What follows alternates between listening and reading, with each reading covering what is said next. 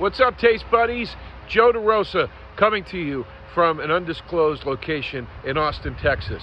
And I'm taking time out of my trip here in Austin to let you know that the live stream is on and popping and happening once again. I know we had to reschedule, but it's coming at you the 31st of May, 9 p.m. Eastern Standard Time. Special guests, a gargantuan battle, lots of surprises, lots of fun. It's going to be a great time. Again, May 31st, 9 p.m.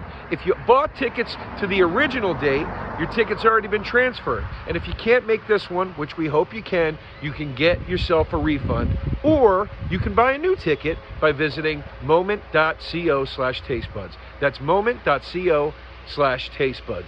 We're going to see you on the 31st for the first ever live stream of Taste Buds. Taste Buds, they coming to the mic, talking about the food they hate, talking about the food they like. Two fools gonna fight, but only one food can be right. Taste Buds, man, yeah, they coming to them. Hey, welcome to TASTE Buds. We got a special guest in the house today. Oh, we got a great guest today, baby. The man, the myth, the guy I started comedy with in Philadelphia, Pennsylvania, at the Laugh House on South Street. Me and this guy were the only... And Rocco Stowe were the only three white guys. Mike Vecchione, everybody. Hey. The great Mike Vecchione. Thank you guys for having me on. Yes. I appreciate it. And yes, Joe, we did start. You were great right away. For those of you that don't know, Joe was on fire, so good right away. And then it tapered off, didn't it? No, we were all blown away by like, how good is this guy? Like, stage presence and just murdering right away. I tell people that all the time. That's he was very a shooting star, you know. He was. You just faded, you know. It did. It faded real hard. What you're seeing now is the remnants of his success about 7 years ago. Yeah. Jay, I remember Okerson saying to me when I was my first year in New York, he goes, "You're going to make it before any of us, dude. You're going to be big." Yeah. Whew. Woo, was he off? No. Anyway, folks, listen. No, but Vecchione always wrote great jokes. You always wrote great jokes. Like you were like, I think you're like my favorite joke writer. He's so good. But like, I didn't have the presence. You had like, I don't know if I guess you were DJing. Did you do something? You did something else. Yeah, where I did it was music. Like your presence on stage was very commanding. I did music and I did wedding DJing. Yeah, and I also yell. I'm an angry person. I'm sorry. What did you just say? I did wedding DJing, and I'm sorry. What did you just try to say and move on from? In 3 years, you never mentioned that. I don't know that as a friend, and you've never mentioned it on the podcast. Can I tell you something? Were you the MC? I mentioned this. Like, can I just tell you something? I was out with Q the other night, and I mentioned this to him, and he said to me, we had a few drinks, but I don't think he's wrong. He was like, you should announce on Taste Buds that you will DJ 3 weddings in a year. And, it'll cost you a certain amount. Yeah. He goes, you will potentially make a living DJing weddings for fans. Yeah. I married a lot of my friends. I think I've done 9 or 11 weddings. And people know. And so I started getting through my agent requests for marriages. That's hilarious. So this is like a reveal episode where Joe reveals he's a DJ. You reveal that you're a priest? Yeah, I'm a reverend. I'm a reverend. I'm a reverend. Yeah, the Universal Life Church of the Greater Modesto, California area. I became a reverend in Kansas to marry my friends at their wedding there. Okay. But that's the only place I'm allowed to do it.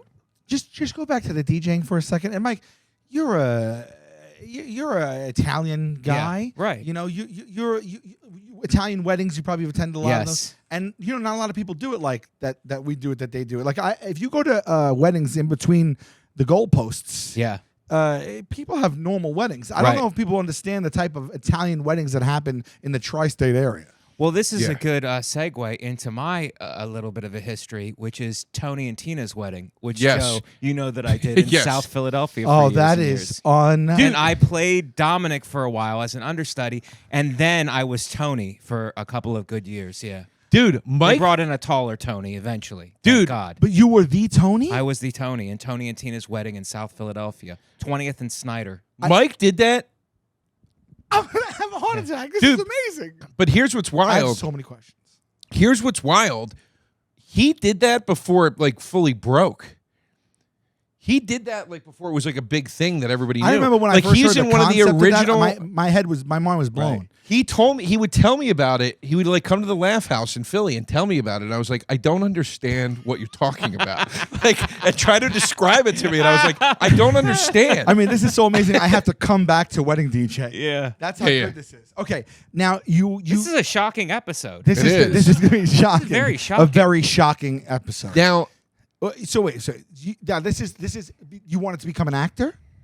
No, I was doing stand-up. I wanted to be a stand-up, but I couldn't book every weekend. So this was a built-in way to have all of your weekends booked. So I would book 3 weekends of Tony and Tina's, Friday, Saturday, Sunday, and then one weekend I would do stand-up at the Spaghetti Warehouse and maybe a Thursday at the, you'd piece by the way, the together Spaghetti Warehouse was a real place. She's not being racist. Okay. Yeah. It was a real place. So I would do one weekend. There wasn't that much stage time in Philly. There was 2 clubs. The No, at the Northeast Club and time, the one that nothing. we Now worked it's a, you know. Yeah, now it's a But mega- I don't Valhalla. understand. So why were you? So I'm sorry. I'm not understanding why. Because it's an improv. I was like, this will help me okay, somewhere now I doing understand. improv. And, Okay, because and it's For entertainment. people who don't know the concept of Yeah. Tony and Tina's Wedding, if you don't know, it basically is an interactive, immersive, Right. Italian wedding. Italian wedding experience where all the crazy characters, hyperbolic There's a characters, are there. storyline, and you Yes. buy tickets, and it's like your invitation. And you go to the dinner Yeah. as a guest Right. of their wedding, and then Right. there's all the actors Yes. around you, and you interact with them and speak Yeah. to them, and Right. everything goes Yes. on. There's a ceremony. There's you a ready for- reception. When I heard that, I never heard of like interactive theater before. Are you ready Yeah. for a My triple? balls were blown. You ready for a?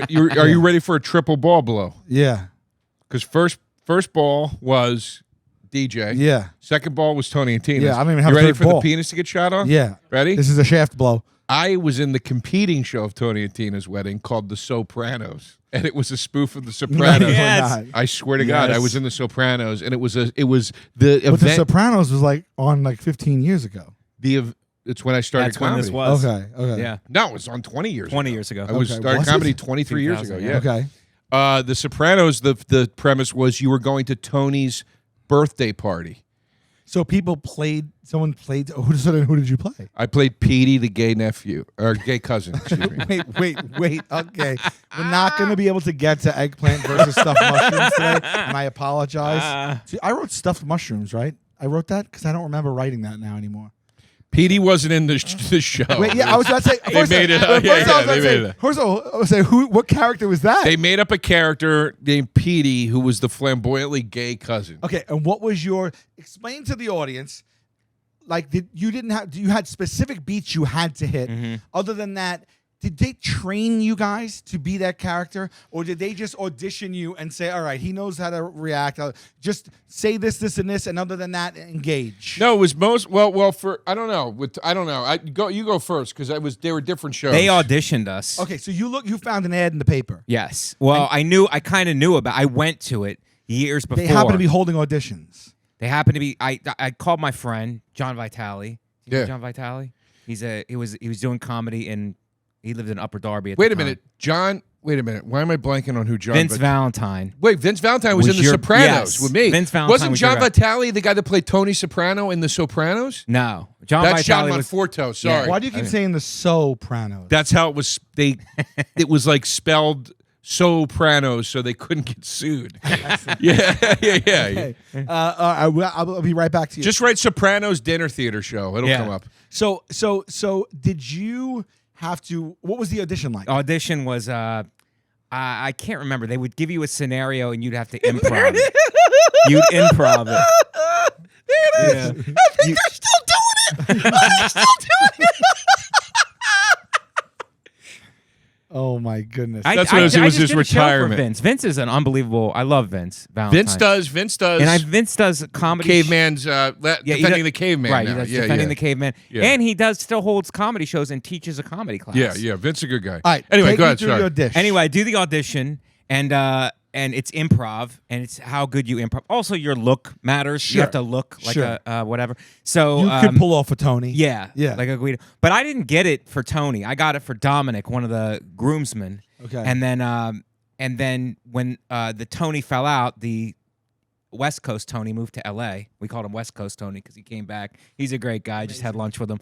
He moved to L.A., so then they bumped me up to Tony. Did you feel extra pressure going from Dominic to Tony? There was a lot of pressure. Thank you for asking. Yeah. Sal. And I'd There was also like you to being break down the groom. nuances and the differences between the two characters. Yeah, Yeah, were you the exact same character with different lines, essentially? no, you would have to. Tony's like you're doing the ceremony, so you're getting married, Right. and it's ironic because I've never been married. Did you have to kiss?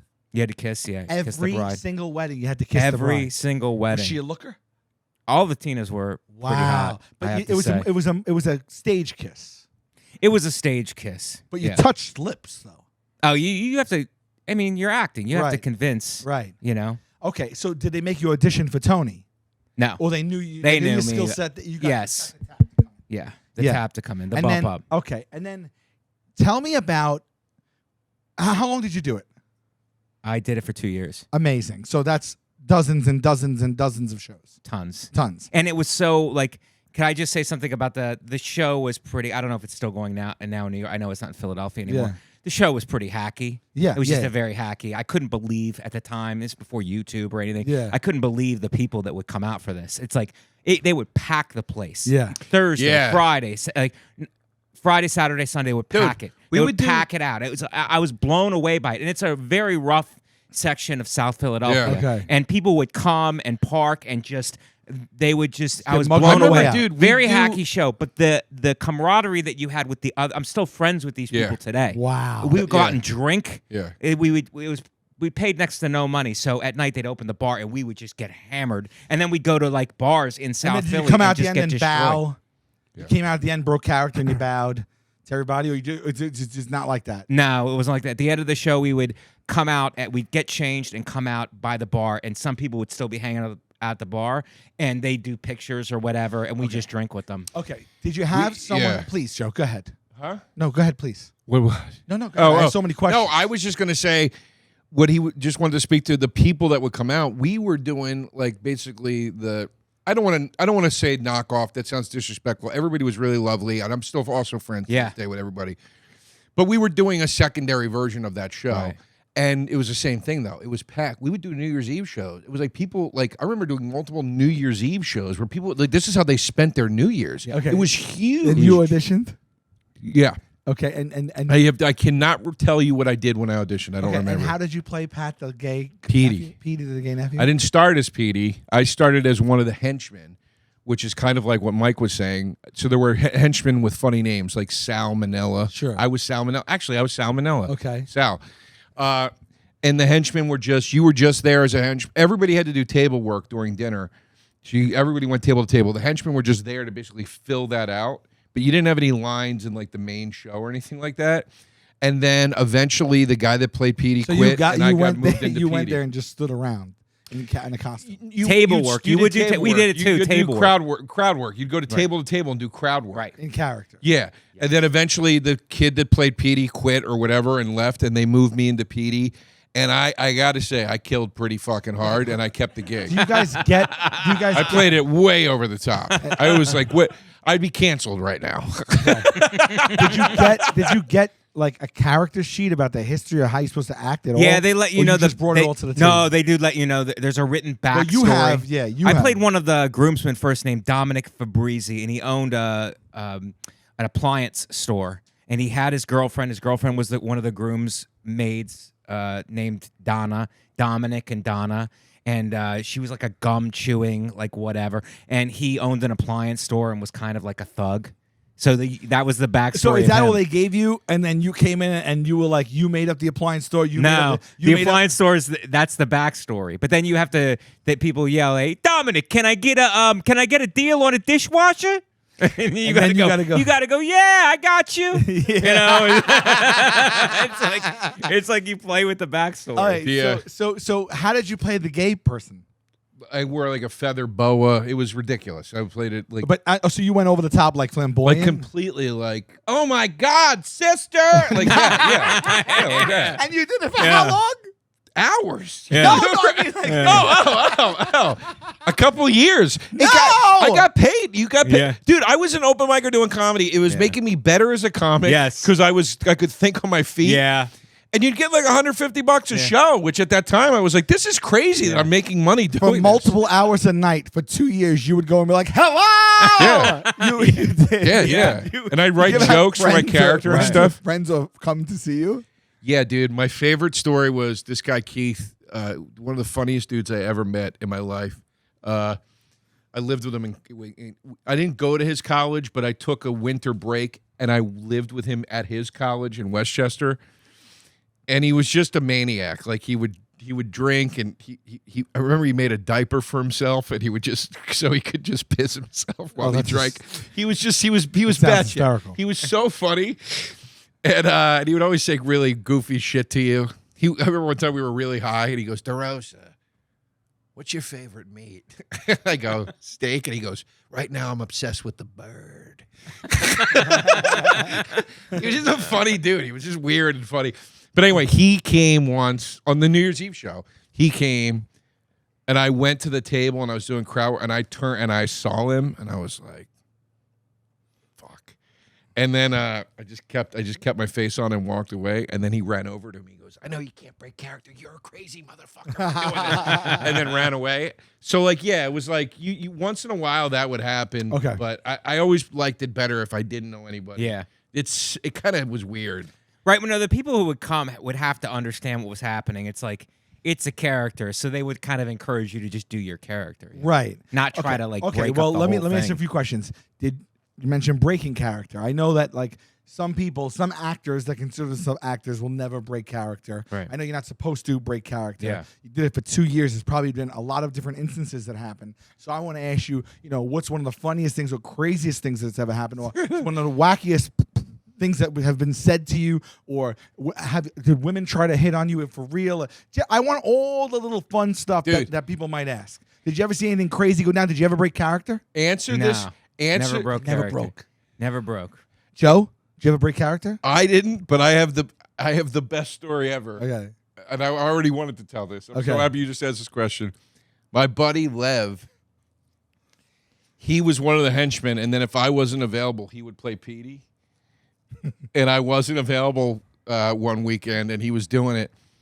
And he's going around, doing the thing at the tables, and they're in Northeast Philly, and this meathead from Northeast Philly keeps like messing with him at the table. He's going like, "Hey, come here, little sweetie. Come on, little sweetie." And he's doing, and he keeps like prodding him, right? Lev walks over to the guy behind him. He walks up behind him, leans down. He leans down into the guy's ear, completely breaks character, and goes, "Hey, buddy, I don't know if you realize this. This is just a show. I will beat the fucking shit out of you." And the guy went and told on him, and he got fired mid-show.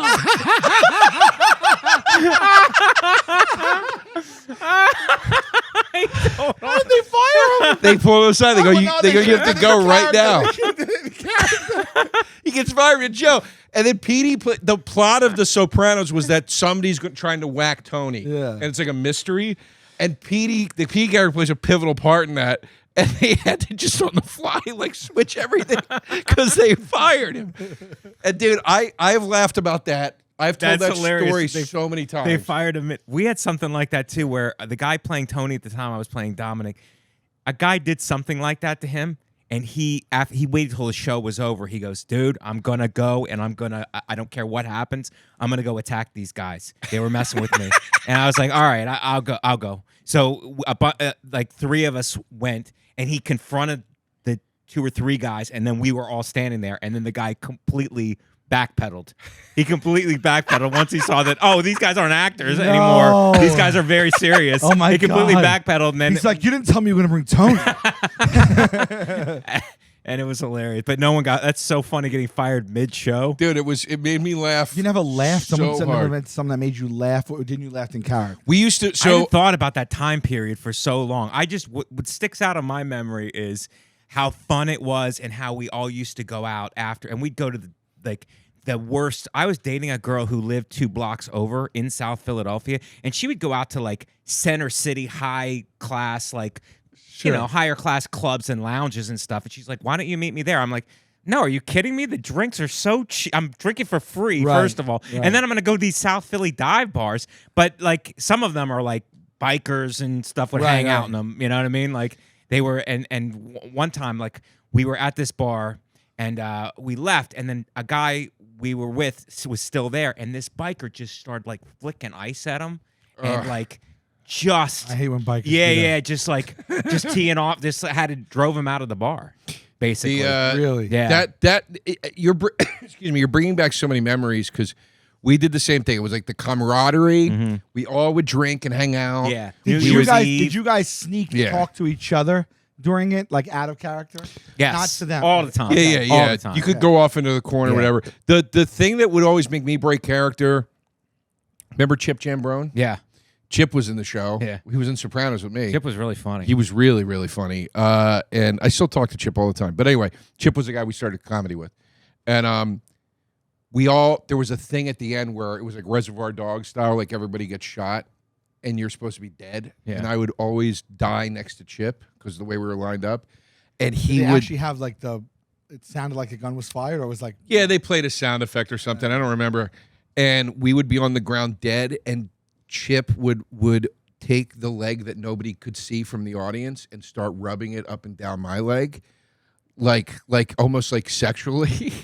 And I would start laughing so hard. It was brutal, dude. He would do it to mess with me and try to get me to break every time we were on the ground. But do you recall like one of your favorite like performances, or like one night when you were feeling particularly playful or whatever? That did you ever go over the time? Well, first of all, who keeps track? Is there a director? There's there? a stage director there. There's a stage, and they keep track of everything. So they making sure all you guys are on the up and up doing what you need to do. Yeah, and at the end on Sunday night we'd have notes. So after the weekend of shows, we sit around So in they a circle, actually do audit and then you. be Oh, like, wow. I don't like, and it's like typical actory stuff. Instead of just accepting the note, and it's like you walk down the aisle a little bit slow last time, be like, well, how do I need to just go? Okay.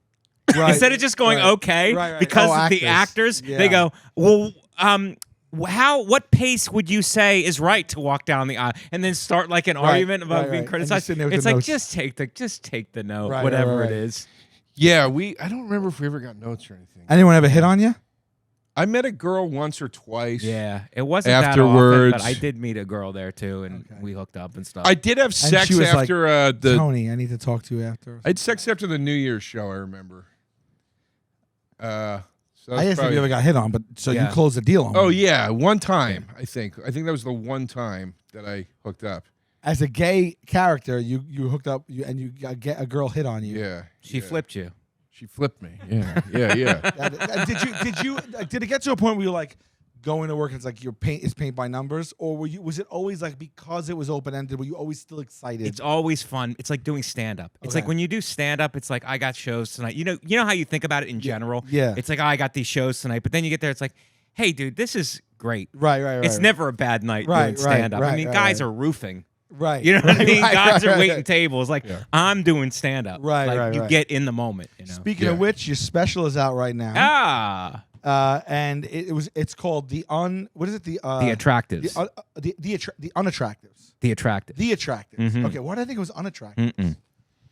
No. The attractives. I was there when you taped this. Yes. And it was it's great. phenomenal. It was phenomenal. It You was- are a high level comedian, Thank you, buddy. an absolutely high level Thank comedian you. that we all look up to. Thank you. I Yeah. really appreciate it. And I appreciate you, number one, being there. Yes. And also all of your help, like sharing it and tweeting it and all of that stuff, man. I of really course. sincerely appreciate it. Of course, I know, always. I know, Yeah, you man. know that. That's Yeah. sweet. Yeah. I did some of that too. But, You did it too, Joe. Yeah, sorry I No, wasn't- Joe, sorry I you wasn't did- at the You weren't festival. at the Yeah, festival, Joe, but yeah. Joe, you've done it also, so thank you. Mike was always an incredible joke writer.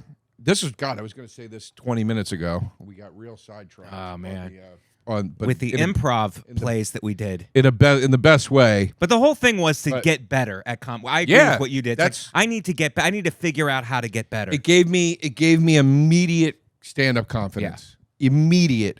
And then once I remember being so scared on the initial shows that I did for The Sopranos. And then I remember there was a night when I walked in and I realized, oh, this is like I just know how to do it now. Like, and I was like, oh, that's. I remember taking a mental note of like, this is a big moment. Like, you're not scared anymore. Like that. Like, you know how to think on your feet or whatever. Right. But anyway, Mike had a joke. This is what I was getting to. Mike had a joke when we first started, and I was like, man, that guy's really funny, man. You were teaching. I've quoted this joke to you many times, but he was a teacher, and he said a kid came up to me yesterday and said, Mr. Vecchione, if you don't pass me in biology, I'm going to come to class and stab you in the heart with a pencil. And I said, if you can actually come to class with a pencil and then locate my heart, I will pass you in biology. And it was just like a perfect, like I was like, man, that guy knows. To this day, I don't know how to do that. I was like, you were a guy I admired because I was like, I always admired the guys where I was like, I don't know how to write like that. I don't know how to write a joke. Right. Like, you know how to write jokes. Yeah. You know? Like, which is, it's an impressive skill set. Well, thank you, buddy. But those were, I haven't thought about those days where we would go to this open mic. It was an urban club. You know what I mean? So it's like we were the only handful of white guys there. But this is like early 2000. So there was I really enjoyed it. It's like there was comics from the Northeast, that other club, and they're great guys, but they wouldn't want, for some reason, they wouldn't want to come down to the Laugh House because we got real audiences on Wednesdays and real audiences. Those are good audiences to be in front of too. Really good audiences, and it got us strong, and the camaraderie of the other comics, like it didn't matter. No, white, it black, didn't. Whatever. The black comics were very like Toure would like if you were doing good on a Wednesday, he would pull you into a Thursday. It just depended how it was all about competence. Right. Shout outs to Ray Gordon. Shout out to Ray and the legendary Wid. Yes. And legendary Rod Wid. and Mona and Christine and DJ, all people that played instrumental roles in our careers. Right. To Ray, I still every time I see him, I'm like, you're my mentor, dude. You're the guy that got me in. Absolutely. He got me my first paid work. But it wasn't any weird racial anything blocking white guys out because there wasn't any of that. It was so one night. This is so funny. This was racial, but it's a funny story. I think I know the story you're going to go. I was going out with Rocco one night. Rocco Stowe, who you can imagine is an Italian man. Shout outs to Rocco, one of our good friends, funny guy. Rocco was taking me out somewhere in South Philly. It was when he still went out drinking and stuff. And he was taking me somewhere in South Philly. And I go, all right, hold on. I got to go get Toure. We're going to hang out. And he goes, Joe, I can't take him over there. And I was like, why? And he goes, Joe, I can't take a black dude to where we're going. And I go, that's really messed up, and that's racist. And he goes, it's not me. It's where we're going. And I go, I don't care. That is messed up. And he was like, go ask him. He'll agree with you. And I go to Toure, and I go, I'm so mortified right now. I want to bring you with me and Rocco. And Toure goes, oh, I can't go over there. And I was like, but that's the Toure. I was like, it's not. No, it's fine. He goes, I got to be honest. There's some places I can't bring you to. And I was like, oh, okay. It was such a candid moment in race relations where two guys were just like, this is the unfortunate reality, and what are we gonna do?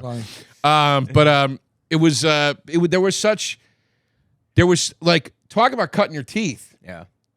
You got to cut your teeth at Tony and Tina. I got to do it at the other show.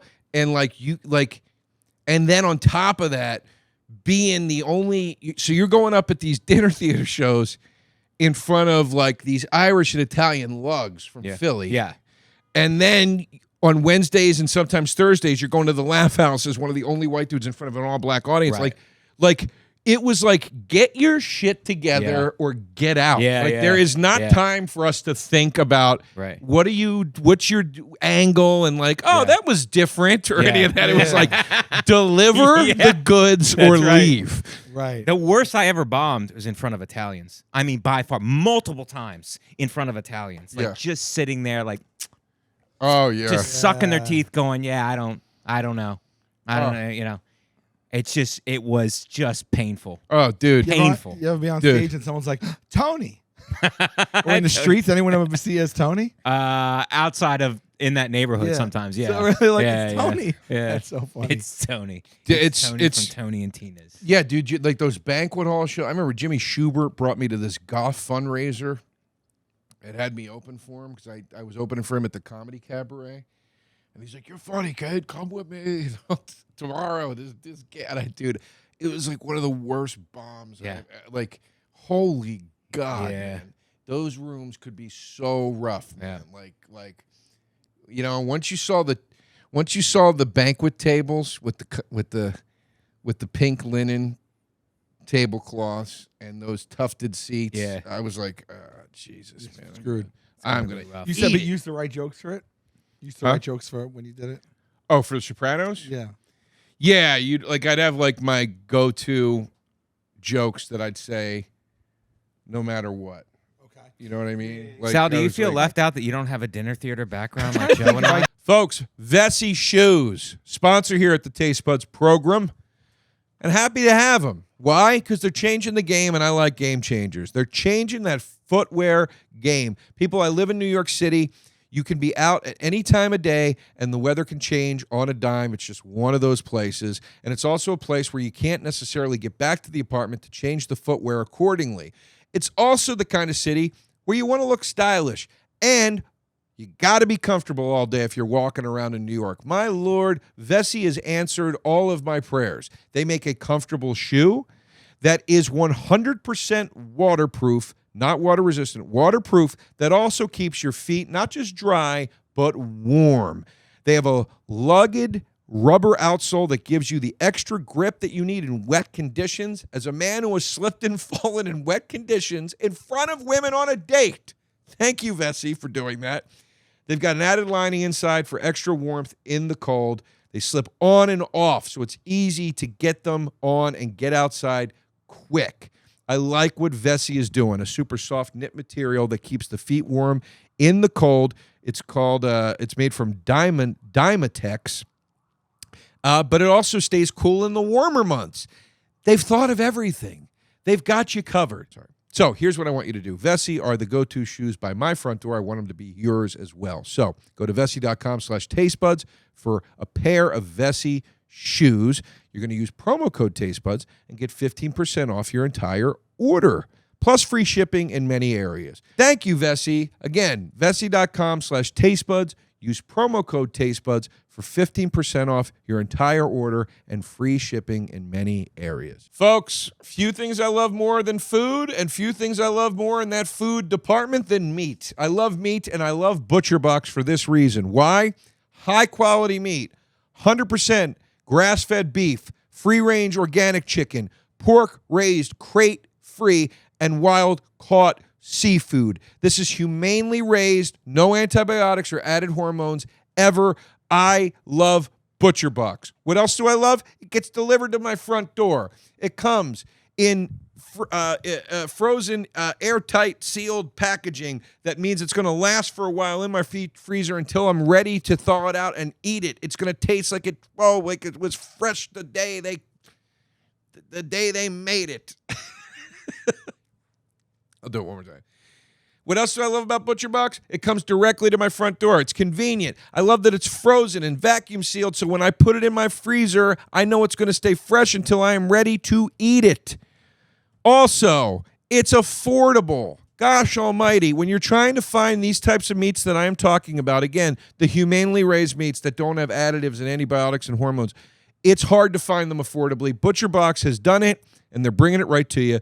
Plus, they get even better because they're giving our fans a special deal. Sign up today using promo code TASTEBUDS. You're going to receive ground beef for a year. Plus, there's more. $20 off your first order. It's 2 pounds of ground beef in every box for a year, plus $20 off your first order when you sign up at butcherbox.com/tastebuds and use promo code TASTEBUDS. Butcherbox.com/tastebuds, promo code TASTEBUDS. What's up, guys? We got some dates in May, June, and July to round out the Impractical Jokers tour, and then more dates will be announced if you didn't see it so far. All the tickets are on ImpracticalJokersLive.com. These shows have been fun and outrageous. We've had surprises at them. May 19th, 20th, and 21st. May 19th, Arlington, Texas, College Park Center. May 20th at the Moody Center in Austin. May 21st at the Smart Financial Center in Sugar Land. Moving to June, Columbus, June 2nd, Cleveland, Ohio, June 3rd, and Detroit Theater, Fox, the Fox Theater in Detroit on June 4th. Oh, man, this is going to be fun. Schottenstein Center and the Rocket Mortgage Fieldhouse. Those are big shows, June. Minneapolis, Des Moines, and Kansas City, June 15th, 16th, and 17th. And then we round out July here in Nashville at the Opry on the 27th. Gamebridge Fieldhouse in Indianapolis on July 28th, and the Stifle Theater 2 at 2 shows there in St. Louis on the 29th. Everything is available at ImpracticalJokersLive.com, and I will shortly be announcing a second leg of my solo tour that starts in July and will run through November. So stay tuned for that. When is this coming out, Pimpy? This Thursday? Okay, so it's after May 10th. Buy some merch, check out our merch store, and check out salvulcanocomedy.com for updates. As a joke writer, we look at do you write out your jokes? Like, what is your process? Well, it changed. When I first moved to New York, I would go to these coffee shops before our spots because it's changed so massively. Yeah. Because we would do nothing during the day. We'd have day jobs. We'd do temp work, all this stuff during the day to make ends meet. Yeah. And then at night you would do stand-up. But you had literally no responsibilities during the day. Right. Now it's like podcasting, clips, all this stuff. Right. It's like there was none of that Right. available. It was go hang out at the club, see if you can get on. Right. So nothing happened until the nighttime. So I would work or do whatever during the day. And then before spots, I would go to a coffee shop and I would force myself to write jokes before every spot. I would force myself to write these individual jokes. Now it's more like it's changed where it's like some podcast stuff I'll look at. I journal. I'll take ideas that are, because there's 1,000 funny things that happen to you every day you're not conscious of unless you're taking notes on your phone. So I'll journal and then look at the journal and then take those organic things that happen every day out and then write jokes about those things. Okay. And I wrote a script during the pandemic, and I realized it's like I would just wake up and just do it every day and just get a bare bones framework of it, and then just keep coming at it every day. Right. And it ended up pretty good. Yeah. And so I looked at that. I was like, oh, this is how I should write stand-up. Because I'm giving up on the jokes too quickly. Right. I'm writing about topical stuff. I'm just kind of like not focused. I'm all over the place. Right. And you need a little bit of that. Yeah. But the thing is like when you have topics that you want to focus on and you want to write a bit about, it's like just wake up, do some individual like pre-writing or thinking, and then just keep coming at it because you wake up different every day. Right. So even if it doesn't click one day, you might make huge headway the next day. Right. You have a breakthrough. So just keep coming at the topic, keep throwing jokes at it, keep coming at it. Yeah. And it might evolve into something completely That's interesting. different. I've never gone back to a joke every day. Yeah. I mean, it's just like right. A lot of times I'll conceive something, I'll write bullet points, and I try to connect them, making sure I hit the bullet points. Right. I know the big swings. This right. is how I'm getting out of it. Yeah. This is what I think is funny in the middle. And now I remember that because I don't write things out. Like I just like write the concept of the bullet point, and then I get on stage and connect it. Oh, see, that's amazing. That's amazing. Well, that you do that. I write it out after the fact. Right. Because then I go back and sometimes I like to, because if we don't do a joke in a while, I like to have a record of it. Right, right. But I'd much rather be able to do what you do, which is be able to sit there and actually concentrate and be more meticulous about it. Or sometimes like I'll have it in my notes now, and I'll look at the topic. I'll just keep checking in on it, keep kind of. Or like I have this in my album. I did an album in 2018 called "The Worst Kind of Thoughtful," and I have a whole 15-minute chunk about the megabus. I love that bit. And how I wrote is like I was on the megabus going to Baltimore, or the megabus, whatever, and it's like I was sitting on the bus and going, "There's a lot of jokes here." Right. You could feel it before. Yeah, it's like, there's a lot of jokes here. I just have to find them. Yes. So I would just get a bunch of coffee, and I would sit on the bus for 3 hours and then just keep writing about the megabus until it came into, and then it just evolved into like a 15-minute bit. Awesome. Yeah. Yeah. Love the bit. So it's like mostly tenacity. Just Okay. keep coming at it. That's keep great. coming at Love it. to hear it. Yeah. From you. Great. But I love the writing on stage thing. Yeah, I mean Jay writes on stage. I'll tag on stage, but yeah. Yeah. But it's different process. I'm more storytelling, so. Yeah. But all right, excellent. That's excellent. That's excellent. What? No, nothing. I'm just listening. Oh, all right, I didn't know if you were like, what's your process for real? For real? Yeah. For real? We never talk about it. It's so funny. We're always together. We're always doing spots. We're always and Yeah. I never Yeah. really asked. Like, Yeah. I have no idea how you come up with your material. Right. I have primarily two ways of working. I will sit and I will write very much in like a monologue form. I'll sit and be like, the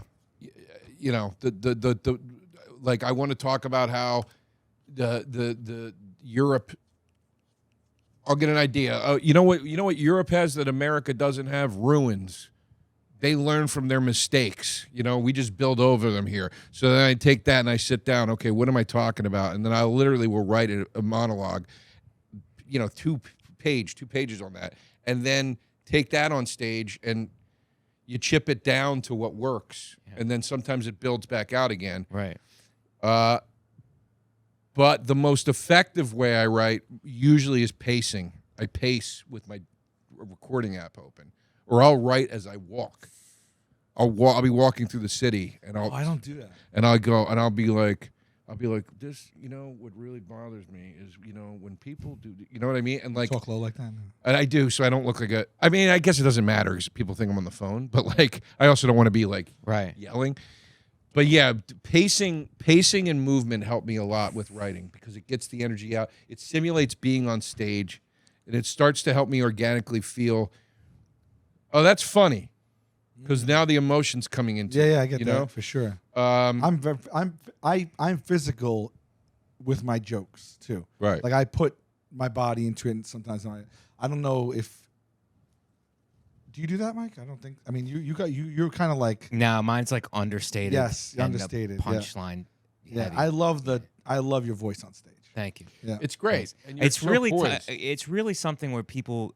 If crowds don't get sarcasm, I'll be like, I'm using this thing called sarcasm on you right now. Please respond to it because you will have a better time at the show. I'm going to keep using it. So that's what this is.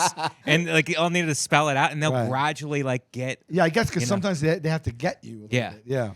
Mike's approach always was, and you said this to me once, that you'll like with a bad crowd, you'll stare at the back wall. Right. And just talk literally, not metaphorically or don't look anybody in the eyes. Like you'll talk over their heads. Yes. Not meaning like because they're dumb, meaning like literally I will talk over their heads. And you said to me once, I said, why do you do that? And you said, because then they can never say I didn't do my job. And I was like, I wish I had that resolve. I can't. Yeah. I do the opposite. I have to be like, why do you people suck? What happened before you came in That's actually better because you're in it. Yeah. You're not. That was me at that time, I think. But now what I do is I'll go up in front of a crowd if they're not feeling me. When you have an hour and they're not feeling you. It's like just okay. This is not going that well. All right, but it's let's be playful with it because I find if you're having a good time with your own act, they're gonna it draws them in. Yeah. I'm lucky that people think it's funny when I get annoyed. Yeah. So especially like there have been fans of this podcast and my other podcast that shows. And the show is tight, and I'll be like, what's the fucking problem in here, people? I'll literally say that. Yeah. What's the problem? Because I'm not doing this for 45 more minutes. And they think it's funny. They loosen up and start laughing. Yeah. And I've said to the crowd, what's the problem, people, with you? And then like you would abandon the show?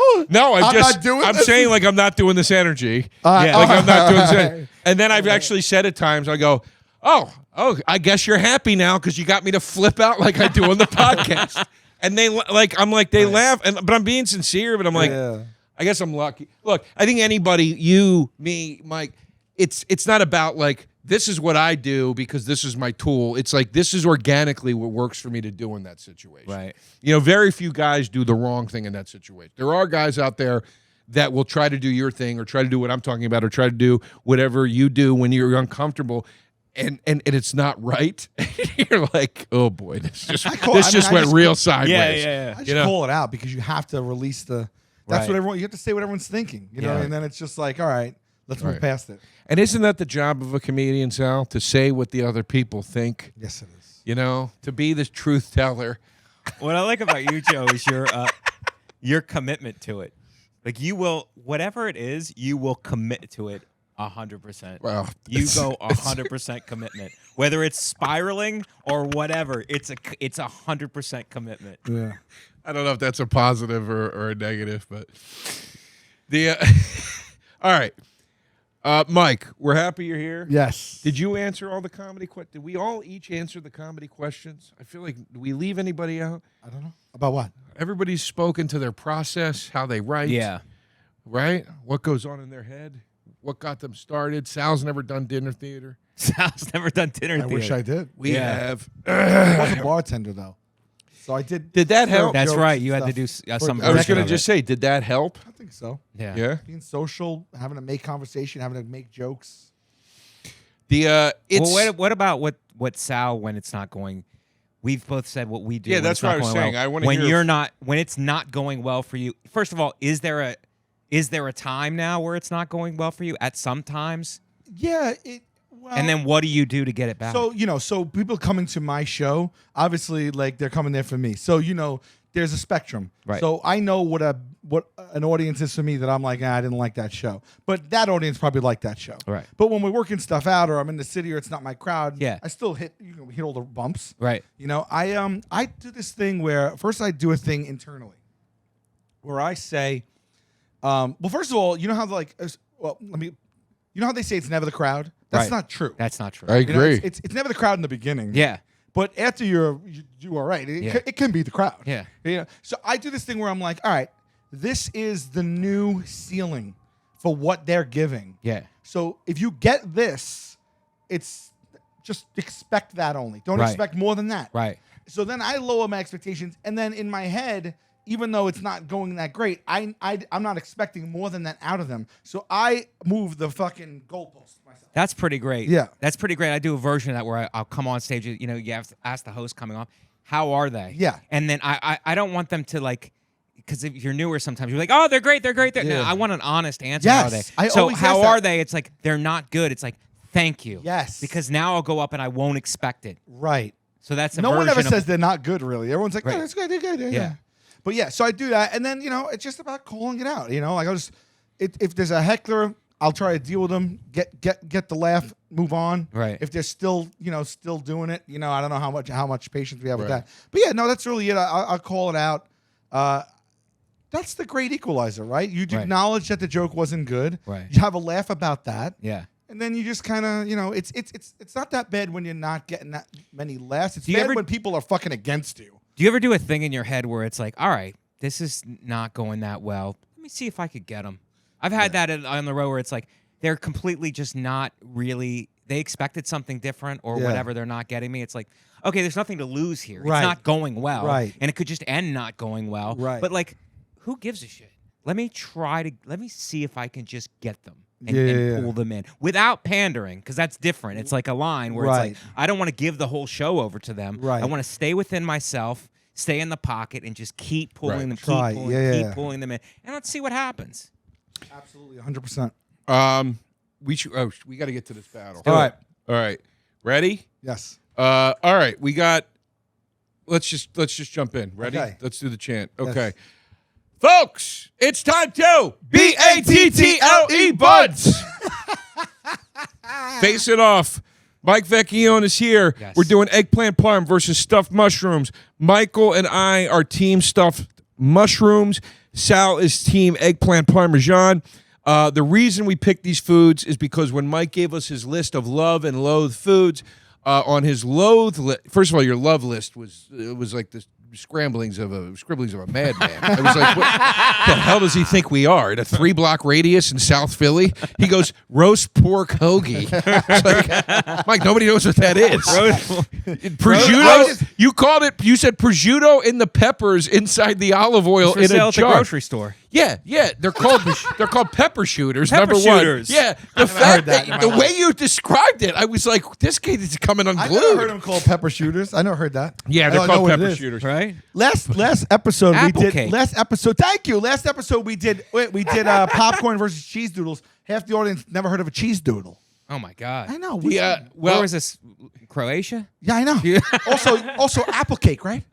Apple cake is not a thing. Apple yes, pie. it is. No, apple cake is an absolutely thing. We pulled it up. It's a thing. Listen, wait. We can't digress. Okay. Here's the thing. Your loathe foods were a lot easier to latch onto because you said eggplant. Mm-hmm. Well, it doesn't matter the other ones. One of them was eggplant. I said Sal. Can I explain the other one real fast? Yeah, go ahead. Okay, one of them was oatmeal, and that's because if you have oatmeal in a bowl, and then you have an empty bowl. You eat oatmeal and you throw up in the empty bowl. They both look the same. I'm not going to eat a food like that, Fair Joe. enough. No, I won't eat a food like that. I've seen the show. I've seen the show, and my energy is up. And I'm ready to defend my foods. All the This stand-up talk oatmeal was nice. observation. You're my enemy now. This oatmeal observation that you've just made, this Yeah. observation about oatmeal. Now, is this one of the thoughts that you'll force yourself to write about in the Yes, coffee shop? I will. Later this evening before gonna you- have an oatmeal before chunk. your 7:15 at the cellar. I'll have an oatmeal chunk, Joe. You will. I am surprised that you don't like eggplant parm. It looks to me. Well, like, wait. From knowing you, Yeah. Real quick though, he said eggplant. He didn't say eggplant parm. Okay. I agree with him eggplant, but then you were like, we gotta elevate it to a dish of some kind, probably, right? Yeah. And we thought it would work, but so you said eggplant parm, and then we picked stuffed mushrooms. But go ahead. You know. I'm just surprised that you don't like eggplant parm. That's crazy to me because it's a staple in.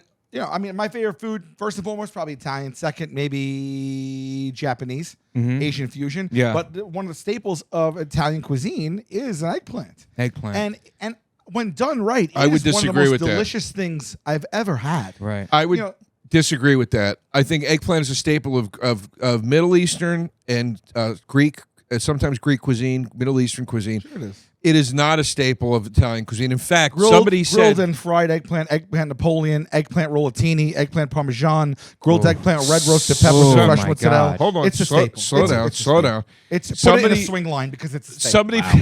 somebody put on the phones, and I agreed that eggplant parm is the thing they have to have on the menu for the people that don't eat meat. Everything you just named, there's a version of it without eggplant, and I think they're working eggplant into a lot of those other dishes to either A, give a vegetarian option, or B, hey, we got all this eggplant. We got to do more than one dish The with it. Italian menu and the pizzeria, and as it stands, it was way preceded needing a You vegetarian ever seen eggplant on top of pizza? I haven't. Of course. I'm not talking about eggplant parm pizza. I'm saying, have you ever seen eggplant just on top of pizza? Yeah. Sal, I mean, you could pull up any menu. Stop It's a topping. it, Sal. It's a topping in every pizzeria. What are you talking about? it is absolutely There it is. not a topping in every pizzeria. He's pulled up hundreds of photos of it.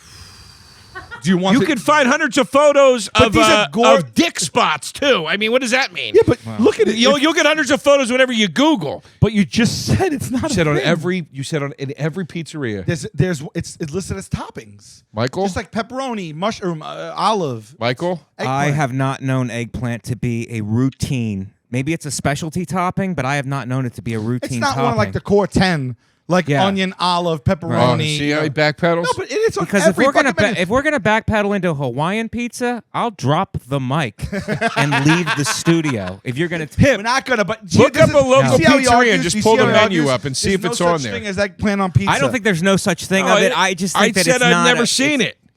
I've eaten it. I've had it. I worked at a pizzeria. I made it. Hold on. I right. want to see a menu of a pizzeria that's in this neighborhood. And I want to see if eggplant is one of the toppings. Just the But if it outlandish is- claim if that it it's is, on you think every it is, pizza and if it isn't, menu. you think what? What's the? While they're looking it up, can I get to why I don't like it? Yes. Okay, so please. it's you're having this blowout Italian meal. My mother is going to make my favorite thing. Right. So if I go in and it's eggplant, I'm getting all juiced up, I'm getting all gassed up to have the best meal of one of the best meals of my life, and there's a vegetable down there. The main meal is vegetable. I don't. It Yeah, sucks. but It's the eggplant. it's It sucks. anticlimactic. The eggplant It just throws you- drops the my eggplant is expectations. one of the only vegetables that can pull that off. It's on an island of its own. You wish it's that a it meal. could. It Eggplant can't. is a meal. I wouldn't want to Sal, look is down it and have super- a. is I'll it tell a you the superfood? only time- Sal, is it a superfood? That's the argument that It you're may making. I'll tell you as the well only be. time I eat eggplant parm. The only time I eat eggplant parm. Ready? Yeah. When they do the thing on the menu where they go, we have a veal parm that we put eggplant parm on top of, and we combine the two. Right. Then I do it. Then I do it. I appreciate that it's there for the people. For the people. Yeah, there it is. So the first it's menu we one. pulled up had For the eggplant. people. For the people. They also got a clam pizza. Yeah. I was told there's no clam pies. I was told by Joe List that also, doesn't exist. they The got a- clam pie, white clam pie Also, doesn't exist. they got a Cake Boss pizza. This place is going a little goofy, okay? So come on. that All I right? don't know. Yeah. I can't speak to the cake box pizza. But I am glad that the eggplant option is there for the vegetarians. Okay, and It's not an option for vegetarians. I do. Not to the guy who made the menu. Let me just speak to what I want to speak Sure. to about it. It's I think I'm glad it's there. And does a bite of eggplant parm upset me? Absolutely not. But I will tell you what sucks about it. Eggplant parm. You want to talk about you see this thing, you're like, this is going to be a wonderful Parmesan experience. You cut that crust, the breading slides off the wet ass eggplant. Oh, you're having bad eggplant parm. No, I have eggplant parm that I dream of. That it's so good. You just gotta get a good Where? eggplant. You gotta just get someone who makes the dish well. You have your choice of the whole menu, Sal, and you go eggplant do. parm. Do you really? Yeah, I swear to God. It's one of my when favorites. my girl orders eggplant parm and I am ordering something and she goes, "Do you want to try mine?" I go, "Save it, Wow. save it." I'm no, known to- I don't even want to try it. I get this from my girl. She goes, "Are you gonna get eggplant again?" That's how much I love eggplant. wow. Here's the other reason eggplant parm stinks. There's an illusion that it's like healthier, and it's like by the time you do everything to Right. it, you might as well just had a piece of chicken. Yeah. Right. Nobody. And And I'll speak in Joe DeRosa speak. Nobody calls eggplant parm a healthy option. I've never heard that in my entire life. now It's the only motivating factor to eat it, though, Sal. You're creating a case to be contrary to what that doesn't exist. so you're saying it's not eaten for being vegetarian. You're saying it's not eaten I'm for being saying healthier. vegetarians You're eat it saying because it's not meat, but that's not why it's put on the menu by the pizzeria to have a vegetarian option. It is a staple in Italian cuisine, not a vegetarian Let's option. talk about it. Let's talk about a great vegetable option. Mushrooms, stuffed mushrooms. And here's why they're a great option. Because they take a mushroom, which mushroom on its own, I like mushrooms, but a mushroom on its own is whatever. But you take a mushroom and then you fill it with many times crab meat, cheese, and breadcrumbs. Unbelievable. Italian flavored breadcrumbs. I mean, dude. And it's that big. You pop it, you eat it, you have a few, you're off to the races, you're ready for the main course. Stuffed mushrooms are a delight. A delight. There is not an eggplant dish on earth as delightful We're as a talking stuffed mushroom. appetizer versus main course. That's Did you right. guys realize that you've crossed over? Yeah. I thought this was main course on main course, but I mean, I guess you could eat mushrooms until it's a main, but we are comparing a food here that is good enough to be an entree versus a food that is an app or a side. I think a stuffed mushroom is absolutely good enough to be an entree. Number one, Why in don't the way we that serve them as entrees then? the Why do you way never that see scallops- an entree-sized stuffed mushroom dish? I don't think that that's necessarily I don't true. think it can carry its weight. It's just I don't like- think people want that Look at much this stuffed right mushroom. here, stuffed portobello mushrooms. That's not an entree dish. No, I don't think so. Why? Because My point it's is, never sold if that way. scallops are an entree, I think stuffed mushrooms can be an entree. You're I'm in the just same saying. ballpark. I'm just saying. I've never size. seen, and you tell me if you have. I've never seen a stuffed mushroom entree on a menu in my 40-something years on this plane. no, I think Sal is right on this one. It is an appetizer versus a main course, but I think what Sal is just willfully ignoring is that mushrooms, the effect on gut health. We're going gut health here. Gut health. Mushrooms You think really that help. when you stuff that mushroom, the gut health is still apparent? Why I not? think it. Applicable? Well, my family. Who am I to talk? My family had a mushroom business in Northeast Ohio. Really? A mushroom farm and cannery. So I'm glad we. That's not true, Mike. stumbled in. It's true. Family business. Mushroom you in. didn't lead with that? In North. Well, we didn't bring up the mushroom. We were talking comedy. I didn't want to interrupt the comedy talk. Even before, when we told you, all right, we're going to do eggplant versus mushrooms, you didn't Well, go. I My figured I was- family owns a mushroom My farm family and owned cannery. a mushroom farm in Northeast Ohio. Mushrooms are a high-profile carbohydrate, making them an excellent option for prebiotics. Prebiotics nourish gut bacteria, while probiotics replenish the bacteria.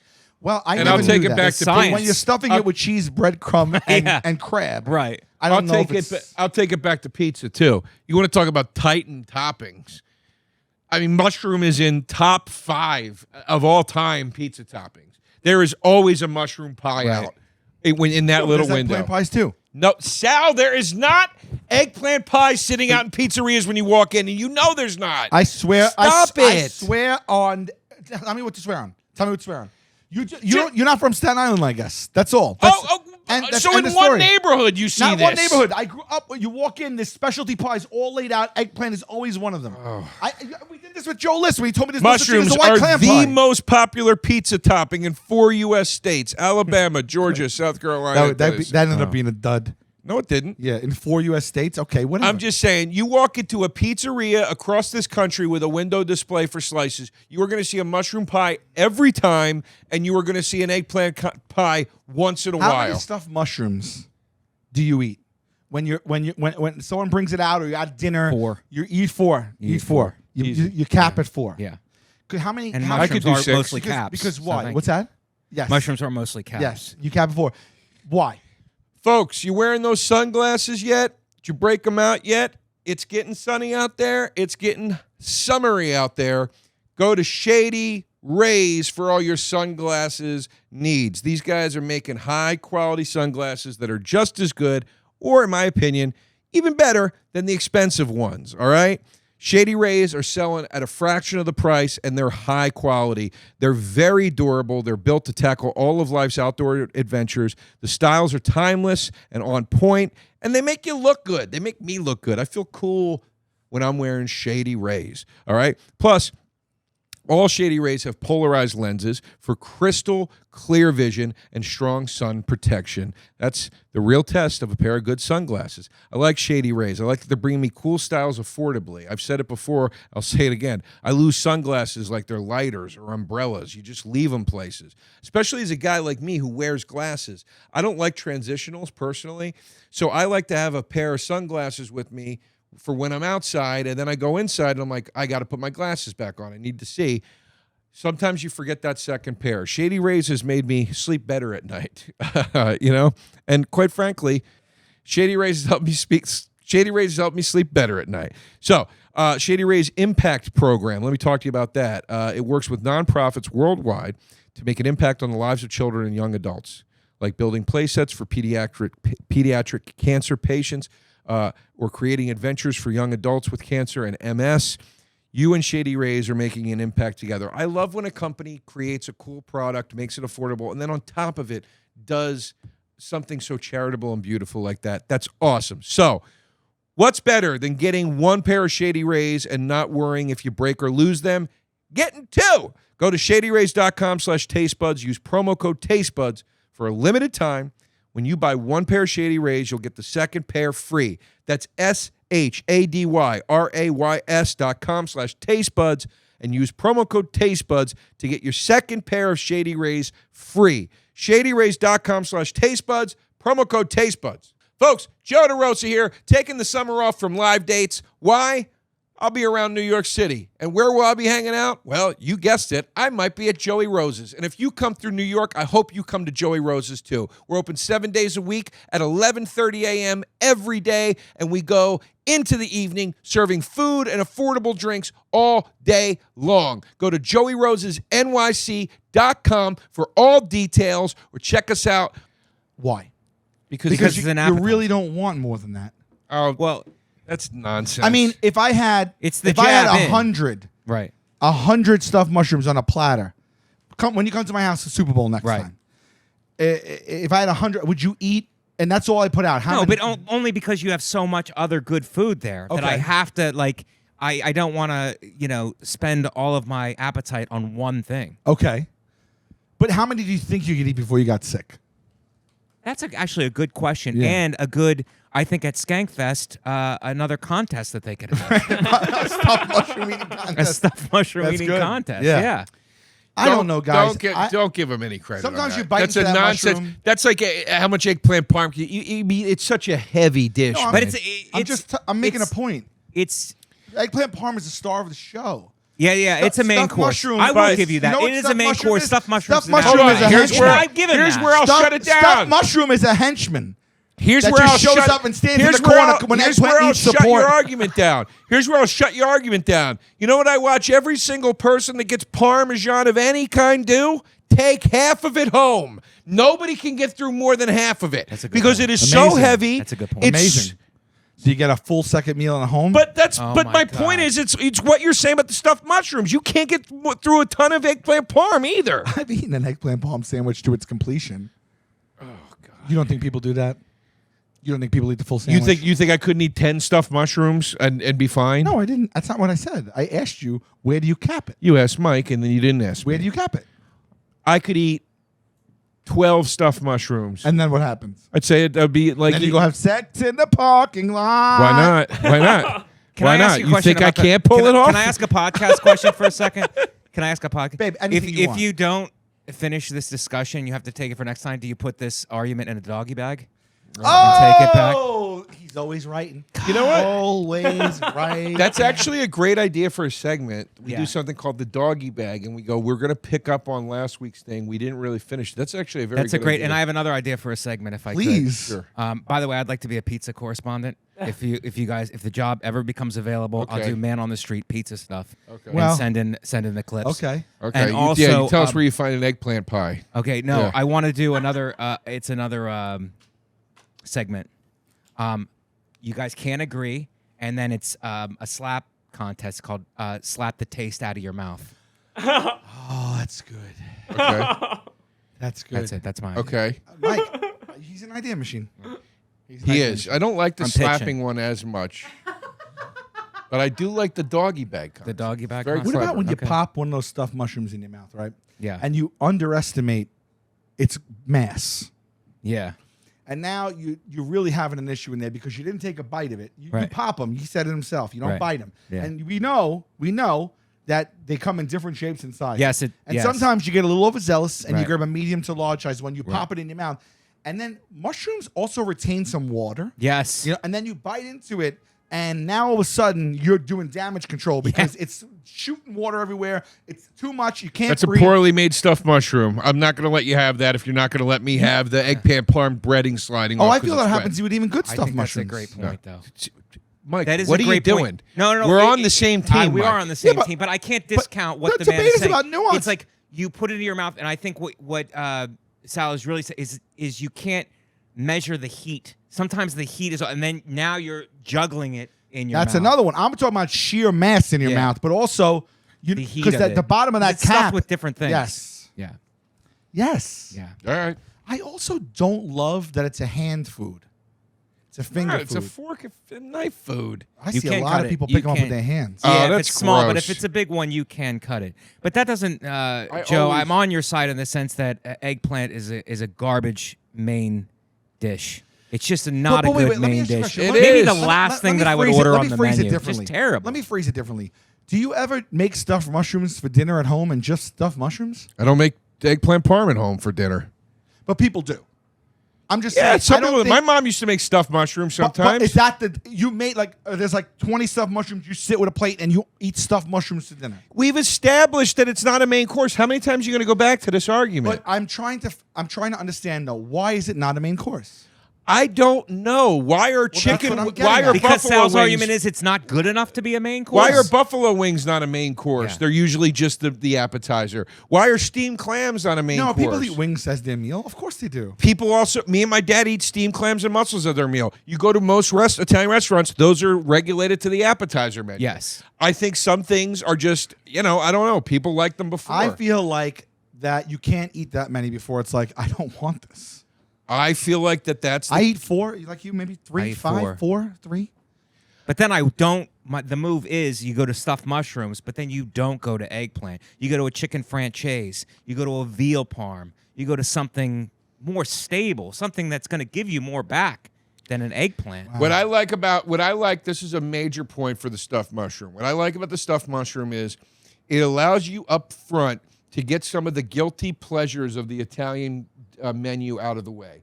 You get a little cheese, you get a little breading, okay? You get some of the stuff that's not quite as healthy for you. And then at dinner, I move on to a marsala or something that's a little maybe wine-based, you know what I mean? Something with a lighter sauce on it, something that's not deep fried. I think what Joe is talking about is Sal's food groups. A stuffed mushroom can have all of the food groups in the entire food pyramid. Well, So I don't think that's to be taken lightly. I mean, it's up Okay. there. Stuffed mushroom is up there with a baked clam. I mean, it's I'm- just unreal. Let's not neglect the parm, fellas. Okay. Okay, mozzarella and beautiful red sauce. Right. Okay, I mean, that's Put it on a piece of that's chicken. good You parm. got me. Put it on a piece of chicken. You We're got it. You also eliminating got a those lot of- components. I'm arguing eggplant parm, not eggplant. I understand. Eggplant parm is phenomenal. It's You got a the lot two of- ingredients you from got a pizza, lot the of- most famous food on the planet. You got a lot of variables in there that can go wrong. If the tomato sauce is not good, you got a problem. If the mozzarella cheese isn't the right kind of mozzarella cheese, or it's not melted right or whatever, you got a problem. I've had a lot of bad Parmesan in my life. I think there's a smaller margin for error with a stuffed mushroom. Is there? You got cheese in it. You got the mushroom. You got crab. Crab. By the way, crab and a stuffed mushroom. You're taking it's a risk. It's How a is risk. it a risk? Putting crab seafood in the mushroom. I don't know if I want it. I don't know if I want it. Now I'm eating mushroom with crab, cheese and crab. Sal, Oh, to your no, Parmesan argument, though, you say to me sauce, I say great. You say to me cheese, I say great. You know what I don't want? Vegetable. I don't want a vegetable at the bottom of that. But a sauce is based in vegetable. The sauce. Based in fruit, tomato. Sure, if you want to. But what do you mean if I want to go? I know what he means. And by the way, it's based fine. It's based in vegetable. I don't want it on top of other vegetables. It's like saying, "Oh, can you add eggplant to my salad?" No, I already got a salad I look here. at the eggplant as innovative, right? You got fried chicken cutlets. Yeah. You got fried veal Ah. cutlets. Chicken cutlets are just great. Yeah, you got that. Yeah. You got the fried veal. Yeah. Right? All of a sudden, here comes a guy, eggplant, unassuming, and he's a vegetable, and you're like, well, you don't belong here. You're not a protein. And then all of a sudden, he does the job. Yeah. And now you're like, you know what? Now I have an option that's not the same. It's not just breaded meat. Right. Let's go to the phones because we're And running. you can have it thick. And you Like, can have thick it is thin. it's terrible thick. The only way it's ever Medium. good is thin. You could stack it, right? Stack it, layers, right? Nice piece, crispy. Sauce cheese. Piece on top of that. Piece on top of that. Let's go to the phones. An eggplant tower, if you will. An You have a eggplant side of parm pasta, tower. too? Side of pasta? Ready? Am I getting you? Am I turning you? Am I turning you a little bit? starting to draw me in. You know, and don't think that All right. eggplant rollatini is No, not I'm not in even play here. really too. It's cheese and sauce as well. I'm not here. He's like, what do you mean? I'm directly responding to him. No, I know. I keep saying, can we go to the phones? I know. I was I know, ignoring. but give me something. Say, No, all give right. me a second. All right. Acknowledge that I'm asking a question. You want to go to the phones? Christ almighty. We'll go to the phone. No, I'm saying you could have said, give me a minute. By the way, you let me just completely unravel your whole argument. Okay. You don't want a vegetable as the base of what you're eating? Right. Okay. I mean, technically, I'm sorry. it sounds What are you good. arguing for? Stuffed mushrooms? Yeah. So is the Yeah, but base they- of what you're eating here, besides the cheese and the breadcrumb, a and the vegetable? crab meat. And the crab meat. Crab But meat. it's a vegetable. But we're not arguing mushrooms. But the main stuffed mushroom, the main part of that is the mushroom, which is the vegetable. Right. The main part of an eggplant parm is the eggplant, which is No, the vegetable. wrong. So if you're telling me that you want Wrong. to look past the cheese, but you don't want a vegetable, you're Wrong. doing the same thing with the stuffed mushroom. Wrong. How is it wrong? It's Because the factually stuff correct. It's not factually correct. The stuffed mushroom is very equally balanced with all of its ingredients. That's a bullshit argument. Are you nuts? That's a the bullshit fucking argument. Mushroom cap is the plate, and you put some Yeah. stuffing inside of it. The mushroom Yeah. is the star. You're of the probably stuffed getting. mushroom. I would argue you're getting more crab meat Yeah. than mushroom at that point. The crab meat lives inside the mushroom. The mushroom. It's not is, called. The mushroom it's is not the called home. mushroom crab meat. It's called stuffed mushroom. Right. Crab meat is this part of it. Yeah. Okay. No. So yes or no, Joe? Is the mushroom the star of a stuffed mushroom? Is Is it the it- main component? Is it the main component? Yes. Yeah, they're called stuffed mushrooms. Right. Yeah. So you're telling me that that's a doesn't- vegetable. But that's not it's the the same main component of But this that's meal. not the same argument as what he's saying about eggplant parmesan. It's two He different says, I arguments. love the sauce, I love the cheese, I don't want a vegetable underneath. Because- okay, I love the stuffing, I love the cheese, I don't want a vegetable underneath. Stuffed mushroom. No, it's not. No, crab You meat. can't just yell no. I'm trying to tell you. The crab meat, the cheese, the breadcrumbs elevate the mushroom to something greater. Okay? He's saying you could have a Parmesan dish with shrimp, with veal, with chicken. The worst option of those three as a main course, not an appetizer, to use your argument right back at you, is an eggplant. And it sucks. You're arguing a point. It's like getting You're a arguing portobello different point. steak at a steakhouse. You are coming to me with a counterpoint to a point I didn't make. I'm clearly making a point that he just told me. I pasta understand. Sauce, I love it. Cheese, I love it. I don't want it to be a vegetable, the main part of it. Yes. That's what's happening with the stuffed mushroom. And you just argued to me that there's chicken, there's veal, and The the problem worst is the problem is because it's a main course thing. Then the main course, the bulk of the main course becomes eggplant. That sucks. Yes, I agree You say with you. stuff like the stuffing elevates the mushroom. So does the cheese and the sauce on the eggplant. I understand, but you're arguing for a main Oh, course you know dish what? that contains zero meat. You know what's? I don't I think agree. it does. I don't think it does elevate the eggplant. I think the crab meat and the stuffing elevate the mushroom, but I don't think it works. And you the know what, opposite. Mike? I agree with you, and I'll But take you it a step love- farther. I was speaking. I will take it a step farther. I will take it. Hold on. Go. I will take it a step Go, farther. go. The cheese and sauce do not elevate the eggplant. In fact, the eggplant degrades the cheese and the sauce. And I will go that far. Absolutely not. yes, it it does does. elevate it. You said you love cheese and sauce, so I love cheese and sauce. just by way of that, inherently it elevates the eggplant. Let's go to the phones because All right. I got to catch a ferry in 21 minutes from right now, and it's a All right. 12-minute walk. Eggplant Parmesan is the only answer. Cheese and breaded eggplant, sign me up. Got to go stuffed mushrooms. Eggplant is good, but nothing beats the great taste, earthy taste of a mushroom. Stuff that mother. All right. Can we have a third option? Because yuck, we're seeing a lot of that. I've never tried either, but I'll pick whichever my husband Joe is choosing. Thank you, baby. Don't Sex in the parking lot. don't nobody want that. LOL.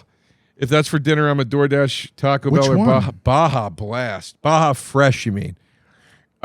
These dudes are having a mid-off. Oh, that's funny. Eggplant cooked incorrectly feels like chewing half-filled water balloon. That's what a mushroom is. Are you nuts? I Read a hate couple. eggplant. I love mushrooms. Okay. It's like asking if I like disappointment or rain clouds. What kind of world are we living in where stuffed mushrooms even come close to eggplant parm? The one time they're so bad Joe could get stuck picking either. Haha. I can't believe this many people are eggplant haters. Go ahead. No, I thought that there's a lot of eggplant lovers there. Yeah. I wish neither was an option. Eggplant parm is hands down the superior option. Okay. This is Wait, that one's funny. This is like asking if I'd rather eat puke. Let's give the win to that. That's funny. Follow Aaron R at Festivus_Mirakill with CL spelled with just a CL, no E. All right, Mike, plug away because we end it real quick once we go to the vote. Okay, please check out my comedy special on YouTube for free. It's called The Attractives. All I'm asking is that you watch it and then share it with everyone you've ever met in your life, please. It's already over 1 million, thanks to these guys and you guys. So please watch and because The Attractives. it's so fucking good. Yeah, it's and great. it's very good. Please watch it. Nate Land Productions, my good friend, our good friend Nate Bargatze directed it, produced it. It's on the Nate Land homepage. Please watch it. Also, I have a podcast called Mike Vecchione Investigates on Gas Digital. You could please watch that on YouTube, debuting every Wednesday at 6 p.m. And please follow me on all social media platforms at Comic Mike V. I have dates coming up. End of May, I'm in Chicago at Zany's Rosemont. And the beginning of June, I'll be at Levity Live in New York. So please look for those dates, Chicago All right. Yeah. and Levity Live in New York. In Thank New York. you. If this is for some reason the first time you're ever seeing Mike here, he's one of the best comedians, and you should watch this special. Absolutely. Absolutely. Absolutely. All right, ready? Yeah. Here we go. Humble pie segment. This is what we call humble pie. It's also a fun play on words because someone has to eat humble pie when they lose. He's seen Okay. the show. He's watched. okay. Yeah. Drum roll at the 5,153. Oh my God! That's a rematch. Is this the closest we've ever had? Is this the closest match we've It's ever got to had? be, yeah. It's 50, under 1% difference. Yeah, eggplant at 50.9%, stuffed mushrooms at 49.1%. This is such that if we check on it in an hour, it might swing the other way. Pimp, screenshot that because it might be the closest ever. Let's get a This beautiful is screenshot insane. of it. Mike, Could this is you- a very you call this you- a very special episode? when This is you a very started? special This episode. is. Can you screenshot that and label it fake news? Because I think the polls are wrong, and I think something. Can you get a bigger screenshot in case we ever want to cut it down? I'm just thinking of something. Can you get an even bigger screenshot? Screenshot the whole page. No Yeah. way mushrooms lose to egg. Dude, that is wild. First of all, I was not expecting that. I thought that Yeah. it was going to be a drubbing. I thought eggplant was going to kill stuffed mushroom, but Yeah. I never, ever, ever, ever thought that it would be that close. That is wild. Which means it was a very good battle.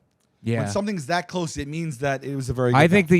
that you've neglected the fact that Eggplant's son was colluding with Ukrainian leaders, and it affected the vote, and right. it was suppressed by Facebook. Let's wrap I'll it. take that W, even if it's under 1%. I loved having you. Thank you. And I love you guys. Love you too. Taste buds, they coming to the mic, talking about the food they hate, talking about the food they like. Two fools gonna fight, but only one food can be right. Taste buds, man, yeah, they coming to the